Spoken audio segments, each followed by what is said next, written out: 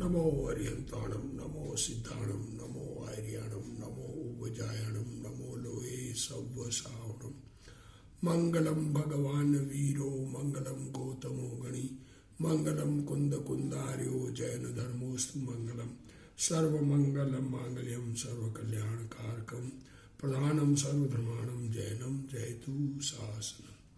नमो तीर्थनायक ने नमो ओंकार नाद ने ओंकार संगर्यो जैने नमो ते कुंद कुंद ने अहो उपकार जिनवरनो कुंदनो ध्वनि दिव्यनो जिन कुंद ध्वनि आप्या अहो ते गुरु कहाननु।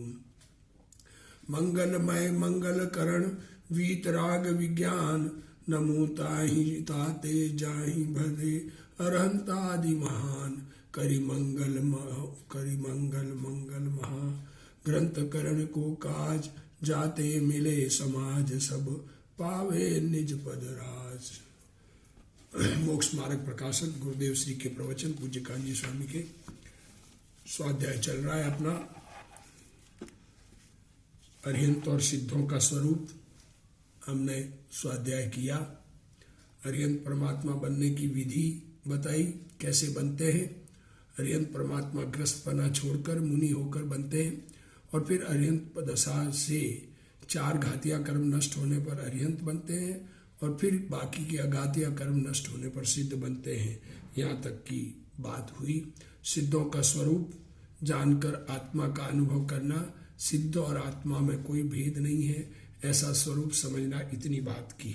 अब आचार्य उपाध्याय और साधु का सामान्य स्वरूप। आचार्य उपाध्याय और साधु तीनों सामान्य रूप से कैसे होते हैं, विशेष उनकी विशेषता आचार्य और उपाध्याय की है, वो बाद में और भी बताएंगे। पर अभी वर्तमान में तीनों साथ में, क्योंकि तीनों में इतना तो सब कॉमन है, वो बता रहे थे। अब आचार्य उपाध्याय और साधु के सामान्य स्वरूप का अवलोकन करते हैं। देखो, अरिहंतों के स्वरूप का विचार करते हैं, सिद्धों के स्वरूप का ध्यान करते हैं। अरिहंत का स्वरूप विचार करें इसलिए करें कि उसके बाद सिद्ध बने, और सिद्धों का ध्यान करना मीन्स आत्मा का ध्यान करना, इतनी बात आई। अब उनका अवलोकन करते हैं कि वर्तमान में आचार्य उपाध्याय साधु संभव है, उनके दर्शन किए जा सकते हैं, तो ऐसा अवलोकन करते हैं कि कैसे होते हैं, ये बात कह रहे हैं। जैसे निर्धन धनवान की सेवा करता है, दृष्टांत दिया है गुरुदेव श्री ने, किंतु निर्धन की सेवा नहीं करता। देखो क्या कह रहे हैं, जिसके पास धन नहीं है तो वो सेवा किसकी करता है, धनवान की करता है, निर्धन की सेवा नहीं करता। वैसे ही जिसको निजानंद प्रकट करना हो, अपना आनंद चैतन्य स्वरूप भगवान आत्मा का आनंद प्रकट करना हो, जिनको पूर्ण ज्ञानानंद निधि प्रकट हुई है, ऐसे इष्ट देव और गुरु की सेवा करता है, अर्थात उनके स्वरूप को जानकर नमस्कार करता है। क्या है स्वरूप, जो विरागी होकर, देखो क्या कहा, सबसे पहले तो वैराग्य। वैराग्य ऐसा नहीं कि किसी चीज को बुरा जानकर द्वेष करे, पदार्थ जगत के ज्ञेय है, स्वयं ज्ञाता भगवान है। ऐसा ज्ञाता भगवान में एकाग्रता का अभ्यास बढ़ने पर परद्रव्यों से विरक्तता आती है, उसका नाम वैराग है। ऐसा वैरागी होकर समस्त परिग्रह का त्याग करके, सारा परिग्रह बाहर में जो ग्रहण है, परिग्रह 24 भेद त्याग करे मुनिराज जी। उसमें मिथ्यात्व सबसे बड़ा परिग्रह है, क्रोध मान माया लोभ इसका त्याग, हास्य का त्याग, रति अरति शोक भय जुगुप्सा और स्त्री पुरुष और नपुंसक वेद का परिणाम, ये 14 अंतरंग परिग्रह आत्मा के परिणाम रूप परिग्रह। और बहिरंग में धन धान्य दास दासी कुप्य भांड क्षेत्र और वास्तु, ऐसा 10 प्रकार के परिग्रह कहे गए। बाहर में यूं समझ लो, बाहर की जितनी सामग्री है वो बाहर की सब परिग्रह का त्याग करते हैं। और देखो, सुदोपयोग रूप मुनि धर्म। मुनि धर्म कैसा है, बाहर की बात तो बाद में, पहले शुद्ध आत्मा जिसे अपने रूप जाना, सिद्धों के समान, सिद्धों के समान मेरा स्वरूप है, ऐसा आत्मा में उपयोग जाना, उसका नाम शुद्धोपयोग। उस शुद्धोपयोग रूप मुनि धर्म को अंगीकार करके अंतरंग में तो शुद्धोपयोग से अपने को आपको अनुभवते हैं। क्या कह रहे हैं? शुद्धोपयोग से अब स्वयं कैसे है कि शुद्ध स्वरूप है ऐसा अनुभव करते हैं स्वयं को, ऐसी जैसे हमें ये मदन राज कहने पर ये अपना लगता है, ये अपने रूप अनुभव करते हैं, बाकी सामग्री जो मिली वो सेकेंडरी होती है। तो ऐसे ही मुनिराज शुद्धोपयोग तो चौथे गुणस्थान में प्रकट हुआ, वहां से ही वैसे आत्मा में अपनापन आ जाता है, पर विशेष एकाग्रता मुनि दशा में होती है निर्ग्रंथ दशा धारण करने पर, और उस निर्ग्रंथ दशा में जो शुद्धोपयोग है उससे अपने आप को अनुभवते हैं। आत्मा अखंड ज्ञान आनंद है, अखंड आनंद कंद है। देखो क्या कह रहे हैं, आत्मा अखंड आनंद कंद है। क्या कह रहे हैं? आनंद का पुतला है जो पर वस्तु और पुण्य पाप की वृत्तियों से विरागी बनता है। क्या कहते हैं? आत्मा से भिन्न पदार्थ, शरीर, मकान, दुकान, जमीन, जायदाद आदि ये, और अंदर में अच्छे और बुरे जो विचार आत्मा में और उसके अनुसार क्रियाएं, वो सब विरागी, उससे वैराग है। उनका कुछ भी अच्छा नहीं लगता है, वो ज्ञान के गेय है, वो अपने रूप नहीं लगते हैं, और ध्रुव स्वभाव के आश्रय से सम्यक दर्शन होता है। अपना ध्रुव स्वभाव चैतन्य भगवान, उसके आश्रय से सम्यक दर्शन होता है। वो जैन श्रावक का मूलभूत सिद्धांत है। जैन श्रावक मूल रूप से अपने को ऐसा अनुभव करते हैं। अब मुनिराज को तो विशेष लीनता हुई है, परिग्रह छोड़ दिया, बाहर के पदार्थों से ममत्व छूट गया, तो अब अपने स्वरूप में एकाग्रता विशेष होती है। अतः वे समस्त परिग्रह के प्रति विरागी बनकर उसका लक्ष्य भी छोड़ देते हैं। ग्रस्त पने का राग छूटने पर बाहर के साधन छूट जाते हैं। जब राग घर में रहने का राग है, परिवार में रहने का राग है, वो छूट जाए तो उसके बाहर के साधन भी छूट जाते हैं। विरागी माने 3 कसाय चौकड़ी का नाश किया। विरागी होकर कहा, तो विरागी होने पर क्या हुआ? कसाय की कुल 4 चौकड़ी कही जाती है। क्रोध, मान, माया, लोभ एक चौकड़ी है, उसके 4 प्रकार का कहा गया है। अनंतानुबंधी चौकड़ी, अप्रत्याख्यान चौकड़ी, प्रत्याख्यान चौकड़ी और संज्वलन चौकड़ी। तो अनंतानुबंधी मीन्स अनंत कषाय, अप्रत्याख्यान मीन्स अव्रत के परिणाम, प्रत्याख्यान मीन्स संपूर्ण व्रत नहीं, और संज्वलन मीन्स व्रत होते हुए भी उसमें दोष लगते रहते हैं। व्रत में दोष लगना मीन्स बुरे नहीं, व्रत पूर्ण नहीं होते। संजुलन कषाय का उदय, हल्की कषाय का उदय होता है। जो 3 कषाय चौकड़ी का नाश किया है, उनके परिग्रह छूट जाते हैं।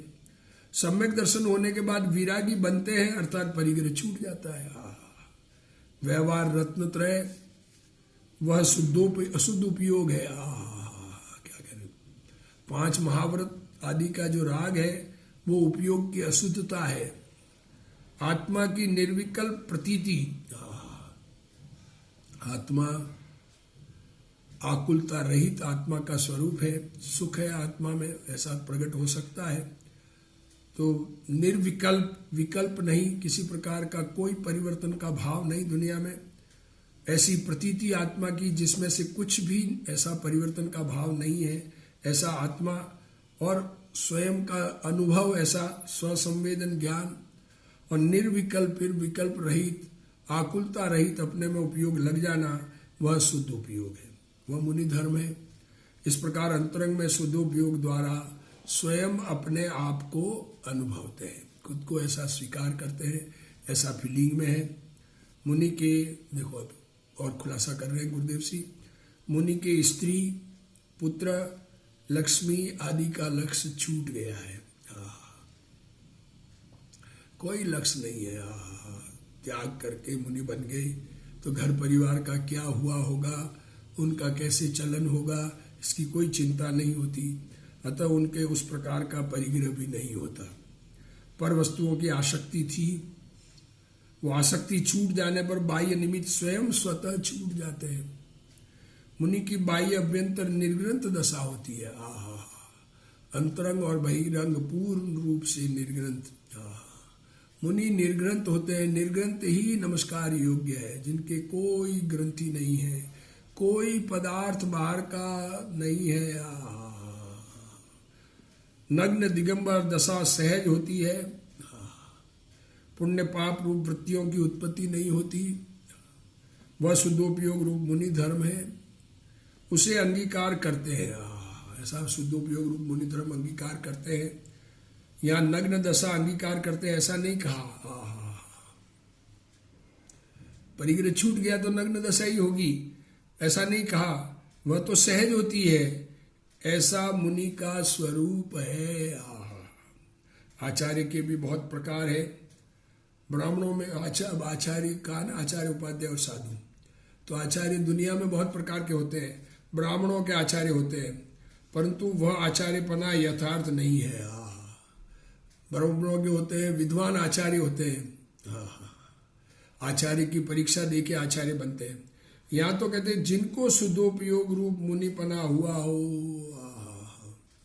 वह आचार्य हो सकता है, अन्य आचार्य नहीं है। पहली बात, शुद्धोपयोग रूप मुनिपना हुआ हो। शुद्ध उपयोग, अपनी शुद्धता आज तक हमने स्वीकार नहीं की, स्वयं को आज तक अशुद्ध माना, शुद्ध मानने का भाव भी नहीं आया और ऐसी बात सुनना भी पसंद नहीं करते हैं। मैं त्रिकाल चैतन्य भगवान शुद्ध हूँ, ज्ञान आनंद का पुतला हूँ, ऐसा स्वीकार नहीं किया। पर मुनि दशा में ऐसा स्वीकार करने वाले वैरागी होते हैं, तब मुनि दशा अंगीकार करते हैं। 28 मूल गुण और व्यवहार रत्नत्रय रूप विकल्प भी मुनिपना नहीं है, परंतु आत्मा के शुद्ध स्वभाव सन्मुख पर्याय का झुकाव करके शुद्धोपयोग प्रकट होता है, उसे ही भगवान मुनिपना कहते हैं। वे वीतरागी निर्विकार समाधि रूप शुद्धोपयोग से अपने आप को अनुभवते हैं। स्वयं कर्ता होकर अपने कार्य को अनुभवते हैं। यह पूर्ण स्वभाव की बात नहीं है, परंतु अपनी भूमिका प्रमाण आत्मा की शांति का अनुभव होता है। क्या कह रहे हैं, पूर्ण स्वभाव की बात नहीं है, पर जिस भूमिका में जो है उतना शांति का अनुभव होता है। शांति में सुख, किसी प्रकार की कोई आकुलता नहीं। बात देखो, बात है देखो, यहाँ यह बात नहीं कहा कि मुनि व्यवहार से अनुभवते हैं, अतः व्यवहार से शुद्धोपयोग होता है, ये बात तो वस्तु के स्वरूप में ही नहीं है। बाहर की क्रिया से शुद्ध उपयोग हो जाएगा ऐसा नहीं है। शुद्धता के लक्ष्य से शुद्धता होगी, ये बात समझने लायक है। स्वयं शुद्धता का, अपनी शुद्धता का लक्ष्य न करे, स्वयं अपनी शुद्धता को स्वीकार न करे, तो उसको शुद्धता कैसे प्रकट होगा। यहाँ ग्रंथकार स्पष्ट करते हैं कि व्यवहार की अनुत्पत्ति, अनुत्पत्ति मीन्स उत्पन्न नहीं होना, और वीतरागी दशा की उत्पत्ति और वीतराग दशा उत्पन्न होना, उससे आत्मा का स्वयं अपना अनुभव करते हैं, और वही मुनि धर्म है। अब निचली दशा में मुनिराज को राग है तो पंच परमेष्टि की भक्ति का राग होता है, परंतु उससे आत्मा का अनुभवन हो अथवा शुद्धोपयोग हो ऐसा नहीं है। भक्ति से मुक्ति हो जाएगी, कई जन ऐसा कहते हैं, तो ऐसा नहीं होता। भक्ति का राग शुद्धोपयोगियों को, शुद्धोपयोग सन्मुख परिणति वाले को राग है तो भक्ति का राग आता है, पर उस भक्ति से शुद्धोपयोग नहीं होता। शुद्धोपयोग के प्रयत्न से होता है। अब शुद्धोपयोग का प्रयत्न क्या है कि अपने आप को शुद्ध स्वीकार कर लेना, यही प्रयत्न है। अनादि से अपने आप को अशुद्ध मान रहा है, शुद्ध मानना आज तक शुद्ध स्वीकार नहीं किया।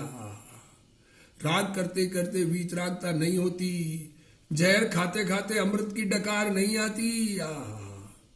पंचास्तिकाय में व्यवहार साधन और निश्चय साध्य कहा है। देखो पंचास्तिकाय ग्रंथ में कुंद आचार्य कह रहे हैं, पंचास्तिकाय में कोई ऐसा तर्क दे सकते हैं कि व्यवहार साधन से निश्चय साध्य होता है, परंतु उसकी अपेक्षा यथार्थ रूप से समझनी चाहिए। बात सही तरीके से समझना चाहिए। समझने में हम सच्ची बात नहीं समझेंगे तो अपना कल्याण नहीं कर पाएंगे। व्यवहार का अभाव करके निश्चय स्वभाव प्रकट करे। क्या कह रहे? व्यवहार साधन का अर्थ क्या? कि व्यवहार का राग आकर शुद्ध उपयोग होता है, अशुभ से छूट कर शुभ आता है और शुभ छूट कर शुद्ध आता है। ये क्रम है पर्याय का। पर शुद्धता अशुद्धता से शुद्धता आएगी, राग से शुद्धता, शुभ से शुद्धता आएगी, ऐसा नहीं है। व्यवहार का अभाव करके निश्चय स्वभाव प्रकट करे, उसको शुद्धोपयोग होता है, तब व्यवहार पर साधन पने का आरोप आता है। ऐसा कहते हैं कि ये राग हुआ, फिर ये वीतरागता हुई। राग घटते घटते अंतिम राग को शुद्धोपयोग का कारण कह देते हैं, पर वो कारण नहीं है, वो तो दोष था। दोष कारण कैसे हो सकता है? शुद्धोपयोग से धर्म प्रकट होता है, रहता है और बढ़ता है। निश्चय रहित अकेला व्यवहार सच्चा नहीं होता। जिसको आत्मा का अनुभव नहीं है, उसके व्यवहार, तप, त्याग, क्रियाकांड कोई कार्यकारी नहीं है, होते भी नहीं, वो धर्म भी नहीं कहे जाते। दाना हो मूंगफली का तो छिलके को भी मूंगफली कहते हैं। अब दाना निकलने के बाद छिलके को मूंगफली नहीं कहेंगे, कचरा कहेंगे। उसी प्रकार निश्चय धर्म हो तो व्यवहार को भी धर्म कहते हैं, पर निश्चय धर्म है ही नहीं तो व्यवहार को धर्म कैसे कहेंगे? निश्चय का भान हुए बिना पंच परमेष्टि संबंधी राग पर व्यवहार का आरोप भी नहीं आता। लो, आरोप भी नहीं है उसका। ये पंच परमेष्टि मंत्र मंगल स्वरूप है। नमोकार मंत्र पंच परमेष्टियों को नमस्कार किया। नमो अरियंताणम, नमो सिद्धाणम, नमो आयरियाणम, नमो वजायाणम, नमो लोए सवसाहुणम। यह मंगल स्वरूप है। साधक दशा में पंच परमेष्टि रूप सच्चे निमित्त होते हैं। क्या कहें? सत्य के समझदार से सत्य सुनने को मिले तो सत्य समझ में आवे, पर वो सत्य के समझदार हमको सत्य समझा देंगे, ऐसा नहीं है। परंतु उन निमित्तों के कारण शुद्धोपयोग रूप दशा नहीं होती। ज्ञान दर्शन के साथ राग के अभाव रूप शुद्धोपयोग की बात चलती है। स्व आत्मा की अपेक्षा तो पंच परमेष्टि भी परद्रव्य है। अपने आत्मा की अपेक्षा पंच परमेष्टि भी परद्रव्य है। वो आत्मा के स्वरूप नहीं है। ज्ञानी उन्हें निज नहीं मानते, अपने नहीं मानते हैं। जिनके निमित्त से हमको ज्ञान प्राप्त हुआ, वो निमित्त भी हम नहीं है। ये बात समझना। जब शुद्ध चैतन्य स्वरूप के भान वाला अपने में स्थिर नहीं रह सकता, तब उसे शुभ राग आता है, परंतु वह उसको आदरणीय नहीं मानता। शुद्ध उपयोग माने चारित्र का आचरण। ज्ञान दर्शन का व्यापार वह भिन्न वस्तु है, और पुण्य पाप रहित चारित्र रूप शुद्ध उपयोग वह भिन्न वस्तु है। क्या कह रहे? उस शुद्धोपयोग से वे स्वयं अपने को वेदते, अनुभवते हैं। भावलिंगी मुनि को अंतर में रमणता होती है। सच्चे संत, ज्ञानी धर्मात्मा, भगवान के आरतीय, अरिहंत सिद्धों के स्वरूप को जानने वाले, उनके स्वरूप का अनुभव करने वाले, उस रूप आत्मा का अनुभव करने वाले, उनके अंतर में रमणता होती है। वे परद्रव्य में अहम बुद्धि धारण नहीं करते। राग में या शरीर में अपनापन उनको नहीं होता है। छठवें गुणस्थान में निर्विकारी परिणति होती है, परंतु शुद्धोपयोग नहीं होता। क्या कह रहे? छठा सातवां गुणस्थान मुनि बनते ही, निर्गुण दशा धारण करते ही पहले सातवां गुणस्थान निर्विकल्प उपयोग होता है। फिर जब राग आता है तो छठा गुणस्थान है, उस समय निर्विकल्पता नहीं है, परंतु शुद्ध उपयोग नहीं होता है। निर्विकारी परिणति नहीं होती है। निर्विकारी परिणति होती है, विकार रहित परिणति तो है, पर उपयोग में वो परिणति नहीं है। हाँ, छठे गुण स्थान में उपयोग में राग है। शुद्धोपयोग सातवें गुण स्थान में शुद्ध परिणति पर उपयोग है, शुद्धता पर उपयोग है, सिद्ध समान अपने स्वरूप पर उपयोग है, उस साधन द्वारा स्वयं अपने को अनुभवते हैं, यह मुनिपना है। 28 मूल गुणों का राग आता है, यह दोष है। मुनिराज परद्रव्य में अहम बुद्धि धारण नहीं करते, वे अपने ज्ञान दर्शनादि स्वभाव को ही अपना मानते हैं। वे पुण्य पाप आदि पर भावों में ममत्व नहीं करते। श्रीमद राजचंद्र ने इस मोक्ष मार्ग प्रकाशक शास्त्र को सतश्रुत कहा है। श्रीमद राजचंद्र जी जिनका आगास आश्रम है, लोग बाग उनके बहुत भगत हैं। अब भगत किस प्रकार मानते हैं उसकी बात नहीं है, पर उन्होंने जो शास्त्रों की लिस्ट लिखी उसमें सब शास्त्रों में इस मोक्ष मार्ग प्रकाशक शास्त्र का भी नाम लिखा है, ऐसा गुरुदेव श्री कहते हैं। और उनके मानने वाले भी पंच परमेश की परद्रव्य है ऐसा नहीं मानते। अब क्या करें, उनको मानने वाले ये नहीं मानते कि पंच परमेश की परद्रव्य है। जब ये मोक्ष मार्ग प्रकाशक सतश्रुत इस शास्त्र में ऐसा लिखा है तो इस बात को श्रीमद जी को मानने वाले नहीं मानते। अब उनकी मान्यता किसी को कौन क्या रोके। वास्तव में वे उनके कथन को भी यथार्थ नहीं समझे, श्रीमद जी के कथन को नहीं समझे, क्योंकि श्रीमद जी आत्म अनुभव के बाद ज्यादा दिन नहीं जिए, आयु पूर्ण हो गई, थोड़े समय रहे और उनका पूर्ण रूप से निर्ग्रंथ दशा दुनिया में वो नहीं कह पाए, तो उनके भगत ऐसा स्वीकार नहीं करते हैं। पर उन्होंने जो शास्त्रों की लिस्ट दी, उस लिस्ट में जो नाम है उसको स्वाध्याय करके समझा जा सकता है। शास्त्र में तो अमुक प्रकार से कथन आते हैं, शास्त्र में तो कथन जितना आता है, परंतु मर्म तो कोई अलग ही होता है, उसे समझना चाहिए। अब देखो, परद्रव्य में अहम बुद्धि धारण नहीं करते, आत्मा में अहम बुद्धि करते हैं, एक बात आई। अब परद्रव्य में अहम बुद्धि धारण नहीं करते तथा अपने ज्ञानादिक स्वभाव ही को अपना मानते हैं। अपनापन कहाँ है कि ज्ञान दर्शन आनंद आदि अनंत गुण वो अपने रूप भासते हैं, पर भावों में ममत्व नहीं करते। राग और शरीर आदि मकान दुकान जो भी बाहर में पीछी कमंडल आदि आचार्य संघ में मुनिराज संघ में रहते हैं तो उनमें ममत्व नहीं करते। पर भावों में उनके जो परिणाम जैसे हो उनमें ममत्व नहीं करते। तथा जो परद्रव्य व उनके स्वभाव, देखो परद्रव्य उनका परिणमन वस्तु का स्वभाव जैसा है वैसा ज्ञान में प्रतिभाषित होते हैं, उन्हें जानते तो है, ज्ञान में जैसा आता है जानता। कोई लकड़ी लेके मारने आ रहा है, कोई अर्घावतारण कर रहा है, कोई अशी प्रहारण कर रहा है, परंतु इष्ट अनिष्ट मानकर उनमें राग द्वेष नहीं करते। शरीर की अनेक अवस्थाएं होती है, शरीर की बहुत प्रकार की अवस्था होती है, बाह्य नाना निमित्त बनते हैं, बाद में बहुत प्रकार के निमित्त बनते हैं, परंतु वहां कुछ भी सुख दुख नहीं मानते तथा अपने योग्य बाह्य क्रिया जैसी बनती है वैसी बनती है। देखो सबसे बड़ी बात ये लिखी है, अपने योग्य जैसी क्रिया बनती है वैसी बनती है, खींचतान के नहीं बनते, खींच कर उनको नहीं करते कि ऐसा करूं ऐसा करूं ऐसा करूं, ऐसा नहीं होता है। और अपने उपयोग को बहुत नहीं भ्रमाते, उपयोग को स्वरूप सन्मुख रखते हैं, जो बन जाए बाहर की क्रिया बन जाए, उसमें ऐसी क्यों बनी क्या बनी ये कोई प्रश्न नहीं है। उदासीन होकर, उदासीन जगत से उदासीन निश्चल वृत्ति को धारण करते हैं। मुनियों को अंतर में बहुत वीतराग भाव प्रकट हुआ है और 3 कसाय चौकड़ी का अभाव हुआ है। ये बात कही थी, 3 कसाय चौकड़ी। साधु के वस्त्र पात्र नहीं होते, यहाँ अकेली नग्न दशा वालों की बात नहीं है। खाली नग्न दशा हो जाए तो मुनि हो जाए ऐसा नहीं कहना चाह रहे, पर वस्त्र पात्र साधु के नहीं होते। जो अंतर में विरागी होकर शुद्धोपयोग रूप अर्थात वीतरागी चारित्र रूप मुनिपना अंगीकार करते हैं, उनकी बात है। कोई कहे कि पहले मुनिपना ले और बाद में सम्यक तो प्रकट हो, कोई ये कहे कि मुनि बनने के बाद सम्यक दर्शन प्रकट होता है, आत्मा का अनुभव होता है, तो यह बात सही नहीं है।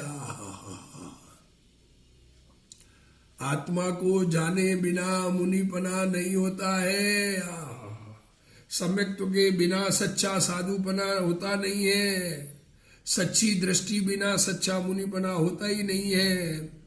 द्रविलिंगी मुनि सच्चे मुनि नहीं है।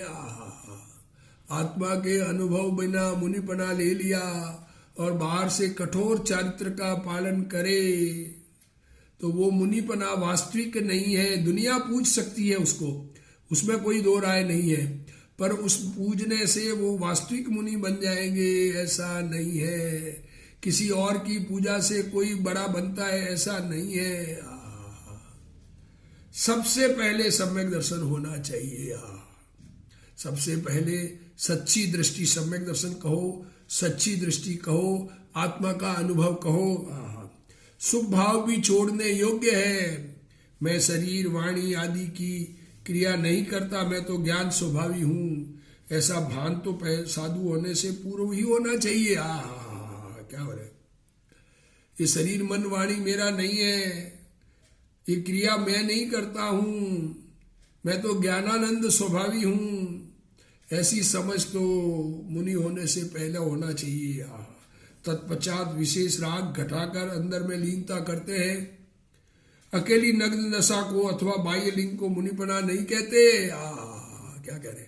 अकेली नग्न दशा या बाहर का वेश ये मुनिपना नहीं है। मुनिपना तो शुद्धोपयोग रूप अपनी दशा है। या शुद्धोपयोग का आशय ज्ञान दर्शन का उपयोग नहीं समझना, शुद्ध उपयोग का अर्थ ज्ञान दर्शन नहीं समझना, परंतु चारित्र के शुद्ध उपयोग की बात है। अपना अपना मानना जानना ये ज्ञान दर्शन है, पर अब उसमें एकाग्र होना इसकी बात है। शुद्ध उपयोग चढ़ते परिणाम है जो सम्यक दर्शन बिना नहीं होते। अपने स्वरूप में एकाग्र रूप चढ़ने के परिणाम वो सम्यक दर्शन बिना नहीं होते। आत्मा के अनुभव बिना, आत्मा के अनुभव बिना आत्मा का कल्याण क्या करेंगे? ये आत्मा को जाने बिना आत्मा का कल्याण करेंगे? पहले आत्मा को जाने माने तो उसके कल्याण की बात आती है। लोग के बाह्य क्रिया करते हम आत्मा का कल्याण करेंगे तो ये भ्रम है। आत्मा को जाने बिना आत्मा का कल्याण नहीं होता है। वे अतीन्द्रिय आनंद और अकषाय वीतरागी परिणामों द्वारा आत्मा को अनुभवते हैं। अतीन्द्रिय आनंद, इंद्रियातीत आनंद, इंद्रियों से जो विषय भोग का आनंद है वो आनंद है ही नहीं। परद्रव्य में शरीर, देव शास्त्र गुरु आदि कोई भी हो तथापि उनमें अपनापन नहीं मानते, अपना कुछ नहीं लगता उनको। दुनिया में जैसे हमें पदार्थ अपने नहीं लगते, अमेरिका में कुछ भी हो रहा हो तो अपना नहीं लगता, पाकिस्तान में कुछ भी हो रहा हो तो अपना नहीं लगता, अरे अपने नगर से बाहर दूसरी जगह कुछ हो तो अपना नहीं लगता। देश अपना कहते हैं पर वैसा अपना नहीं लगता जैसा अपना नगर लगता है, और नगर से बाद में अपना मकान अपना लगता है, अपना घर परिवार अपना लगता है, उससे जैसा दुनिया नहीं लगती। ये शरीर अपना लगता है तो मुनिराज को आत्मा अपना लगता है, तो आत्मा से पदार्थ, सारे पदार्थ, भिन्न पदार्थ अपना कोई नहीं है। अपने ज्ञान दर्शन अतीन्द्रिय आनंद स्वभाव को अपना मानते हैं। देखो परद्रव्य की किसी अवस्था में ममत्व नहीं करते। परद्रव्य की कोई अवस्था हो वो मेरा है ऐसा फीलिंग नहीं करते। पर वस्तु तथा उसके स्वभाव ज्ञान में ज्ञात होते हैं। यह देव है, ये ज्ञान होता है, ये गुरु है, ये शरीर है, इस प्रकार ज्ञान में भाषित होते हैं। परंतु कोई पर वस्तु और कोई अनिष्ट है, कोई पर वस्तु इष्ट है और कोई पर वस्तु अनिष्ट है, ज्ञेय का ऐसा बंटवारा नहीं करते। देखो ये ऐसा हो जाए तो अच्छा और ऐसा हो जाए तो बुरा, ऐसा ज्ञान में पदार्थ ज्ञात होते हैं, उनमें अच्छे बुरे का कोई विकल्प मुनिराज को नहीं है। मुनिराज परद्रव्यों को इष्टनिष्ठ नहीं मानकर राग द्वेष बिल्कुल नहीं करते। जब इष्टनिष्ठ नहीं मानेंगे तो राग द्वेष भी नहीं होगा। कमजोरी के कारण राग द्वेष हो जाते हैं, थोड़ा सा मचक संजुलन कषाय का है, उससे हल्के से राग द्वेष हो, वो बात आगे कहेंगे, आगे आएगी उसकी बात अभी नहीं। अभी तो ये कह राग द्वेष करते ही नहीं है। यहाँ मान्यता का निर्मलपना बताते हैं। मल रहित मान्यता, आत्मा मल रहित है, ऐसा चैतन्य स्वभाव, उसको अपने रूप अनुभव करना, उसमें लीनता करना। यह वस्तु मुझे अनुकूल है और यह वस्तु मुझे प्रतिकूल है, ऐसा वे नहीं मानते। सर्दी अनुकूल है, गर्मी प्रतिकूल है, गर्मी अनुकूल है, सर्दी प्रतिकूल है, गर्मी सर्दी का बीच का पोजीशन हो तो अच्छा है, ऐसा कुछ नहीं। शीत उष्ण हो, भूख लगे, प्यास लगे, वो सब अपना नहीं है। परिचय सहन करते हैं, परिचय से एकत्व नहीं करते, इसका नाम सहन करना। परिचय अपने लग के दुख हो जाए तो सहन करना नहीं हो गया, वो तो आर्त रौद्र ध्यान है। शरीर में बुखार आवे, उल्टी हो अथवा निरोगता हो तो भी उसमें सुख दुख नहीं मानते। शरीर की अनेक अवस्थाएं हो, बाहर में सर्दी गर्मी आदि अनेक प्रकार के संयोग हो अथवा प्रतिकूल निमित्त हो, तथापि वे उनमें सुख दुख नहीं मानते। कोई शस्त्र से शरीर का छेद करे 80 प्रहार, तथा कोई शरीर पर चंदन का लेप करे, कोई प्रहार करके चला जाए, कोई चंदन का लेप कर रहा हो। श्रेणिक राजा ने नमस्कार उपसर्ग किया मुनिराज पर, छेड़ना रानी ने उपसर्ग दूर किया, मुनिराज ने दोनों को समान आशीर्वाद दिया, कोई फर्क नहीं दोनों में। तथापि मुनि वहां सुख दुख नहीं मानते। पर में सुख दुख मानने वाला मिथ्या दृष्टि है। जिन्हें वीतरागी श्रद्धा के साथ साथ विशेष आनंद और शांति प्रकट हुई है उन्हें साधु कहते हैं। साधु किसे कहते हैं? वीतरागी श्रद्धा के साथ विशेष आनंद। श्रद्धा में वीतरागता और आत्मा में आनंद की दशा, आत्मा में शांति शांति शांति झलकती है, उन्हें साधु कहते हैं। मुनिराज शरीर में राग द्वेष नहीं करते। शरीर में कुछ हो जाए, अनुकूलता आ जाए, प्रतिकूलता आ जाए, कोई मारने आ जाए, कोई कुछ करने आ जाए, उसमें उन्हें इष्ट अनिष्टपना नहीं होता है। शरीर का एकत्व बुद्धि छूटी हुई है, क्योंकि शरीर भी परद्रव्य है, आत्मा नहीं है, ऐसी मान्यता उनके दृढ़ होती है। इस प्रकार अपने स्वरूप में एकाग्रता करते हैं। ऐसी एकाग्रता हम भी करें। इसी भावना के साथ आज का स्वाध्याय पूर्ण करते हैं। आगे चर्चा चलेगी इस संबंधी, अभी स्वरूप अभी और चलेगा अगले स्वाध्याय में। ध्यान से सुने और अपना कल्याण करें। हे जिनवाणी भारती तोई जपू दिन रैन, जो तेरा शरणा गहे सो पावे सुख चैन। जा वाणी के ज्ञान ते सूझे लोकालोक, सो वाणी मस्तक नमो सदा दे तू डोक। जिनवाणी मात की जय।